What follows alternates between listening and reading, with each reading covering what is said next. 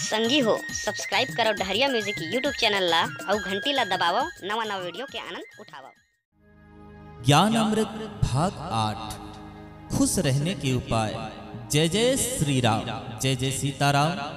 आइए आप सबको मैं बताऊं इस संसार में खुश कैसे रहा जाता है।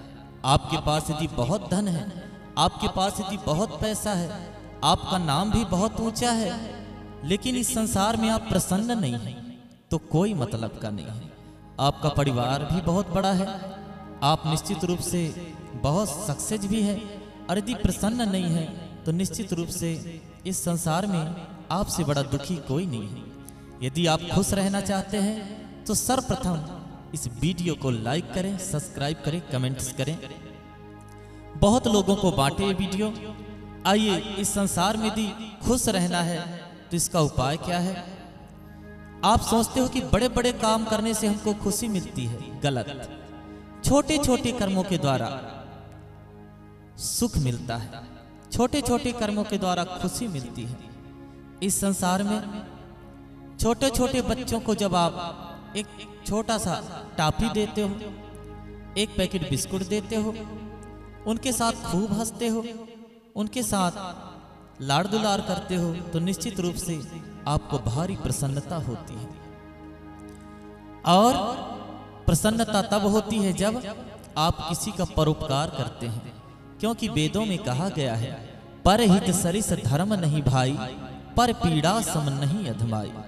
तो इस संसार में गीता के ज्ञान को पढ़कर सर्वप्रथम निश्चिंत हो जावे, क्योंकि भगवान श्री कृष्ण ने कहा है कि संसार में जो पूरी तरह से एकाग्र मन से, पूरी तरह से एकाग्र भाव से परमात्मा में एकाग्र हो जावे, वो निश्चित रूप से खूब सुखी रह सकता है, खूब प्रसन्न रह सकता है, खूब खुश रहता है।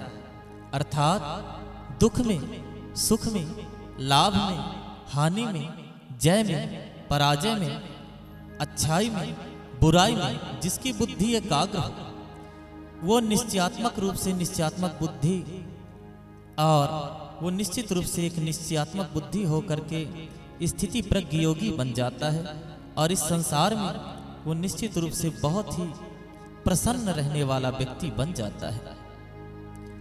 तो गीता को पढ़ करके जब हम वो ज्ञान को प्राप्त करते हैं तो निश्चित रूप से हम निश्चिंत हो जाते हैं। ये पहला।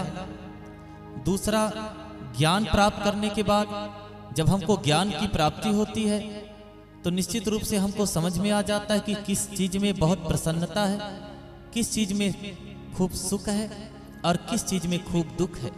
तो निश्चित रूप से उस ज्ञान को प्राप्त करने के बाद हमको ये पता चल जाता है कि हम निश्चित रूप से खूब प्रसन्न हैं अथवा खूब दुखी हैं। प्रतिदिन हंसने के बहाने ढूंढने चाहिए, जैसे कॉमेडी शो है, हंसी मजाक वाला सीरियल्स है, इनको खूब देखना चाहिए। ऐसे शो को देखने से, ऐसे हास्य व्यंग किताबों को पढ़ने से, निश्चित रूप से खूब ठहाके लगा के हंसने से आपको निश्चित रूप से बहुत ही प्रसन्नता प्राप्त होगा।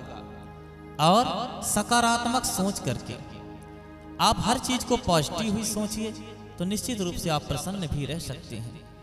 और प्रसन्न रहने का सबसे बड़ा वजह यह है क्योंकि एक गोस्वामी तुलसीदास जी ने चौपाई कहा है कि सीताराम सीताराम सीताराम कहिए, जाही विधि राखे राम ताही विधि रहिए। अर्थात इस संसार में दूसरे को देख करके दुखी मत होइए कि वो मेरे से इतना धनी है, मैं गरीब हूं, वो मारुति में चलता है, मैं पैदल चलता हूं। निश्चित रूप से आप यदि संसार में खुश रहना चाहते हैं तो ये देखो कि संसार में कुछ ऐसे लोग भी रहते हैं जो तंबू गाड़ के रेलवे स्टेशन के बगल से रहते हैं, उनको रोज भरपेट भोजन नहीं मिलता।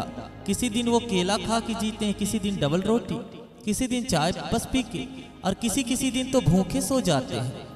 उनके जीवन में अनेक दुख रहता है, फिर वो हंसते रहते हैं। तो इस संसार में यदि प्रसन्न रहना चाहते हैं तो संतोष से बड़ा कोई भी धन नहीं कहा गया है। कि कहा भी गया है कि जब ही आए संतोष धन, सब धन धूरी समान। इस संसार में संतोष से बड़ा दूसरा कोई धन ही नहीं है। इस प्रकार से निश्चिंत होकर के और आप बहुत ही प्रसन्न, बहुत ही खुश रह सकते हैं। और गोस्वामी तुलसीदास जी के द्वारा लिखा गया रामायण को पढ़कर उस कांड को पढ़िए जहां पर भगवान सीता और राम जी का पुष्प वाटिका में एक दूसरे को प्रथम बार देख रहे हैं।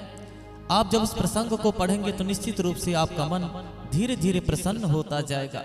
निश्चित रूप से आप धीरे धीरे खुशी की प्राप्त करते जाएंगे। निश्चित रूप से आप धीरे धीरे बहुत प्रसन्न होते जाएंगे। तो मैं यही बात कहूंगा कि छोटे छोटे बच्चों को सम्मान देते हुए और बेजुबान जानवरों से प्रेम करते हुए आप सभी जीव जंतुओं को अपने हाथ से भोजन कराइए। गाय को, कुत्ता को, हिरण को, जो आपके सामने आए, निश्चित रूप से आप देखना आपको धीरे धीरे खुशी मिलती जाएगी। आपका सकारात्मक सोच बढ़ते ही निश्चित रूप से आपको प्रसन्नता मिलती जाएगी। गीता का पाठ करना, गीता को हिंदी से पढ़ना निश्चित रूप से ये बड़ी प्रसन्नता को देने वाली है। आप सभी इस वीडियो के माध्यम से इन सभी रास्ता को निश्चित रूप से अपनाएंगे और इस रास्ता के द्वारा निश्चित रूप से आप प्रसन्न रहने का उपाय अपने मन में निश्चित रूप से सोचेंगे कि किस रास्ते पर चल करके हमको खुशी मिल सकती है।